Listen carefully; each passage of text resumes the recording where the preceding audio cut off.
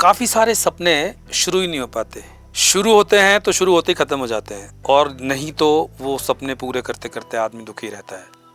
कारण सिंपल, वो 3 फैक्टर्स नहीं होते हैं। तो पहला हमने बात की थी पिछली बार, क्लैरिटी, और वो लिखी हुई क्लैरिटी हमारे पास है। फैक्टर्स मैं आपको बता चुका हूँ, किन फैक्टर्स की वजह से क्लैरिटी आपकी रहेगी, किन की वजह से नहीं रहेगी। The second step after having that clarity, written clarity, pre-beginning document, the second is decision is the first step of destiny. Decisions make you a king. जो बड़े बड़े लोग हुए हैं वो इसलिए बड़े बने कि वो कुछ डिसीजन ले पाए, और ये डिसीजन नहीं होने का मतलब क्या है कि आप कंफ्यूज्ड हैं, और कंफ्यूज्ड आदमी क्लैरिटी होने के बाद भी आगे नहीं बढ़ सकता। When we start moving on the road or life, we need different roads, we need different directions, curves, weathers, people and situation. But in the absence of decisions, or in other words you can say in absence of SOP, standard operating procedure, or in the absence of some strategy, or in the absence of do's and don'ts, you will stay confused. आपने देखा होगा काफी बार लोग, जब बच्चा छोटा होता है ना, तो वो डिसाइड करने की कोशिश करता है और बड़े डिसीजन नहीं लेने देते, तो जब वो बड़ा हो जाता है तब भी डिसीजन नहीं ले पाता। फिर वो कभी बच्चों से पूछता है, कभी बॉस से पूछता है, कभी भाई बहन से पूछता है, कभी मामा से पूछता है, and he stays confused, and that's why he cannot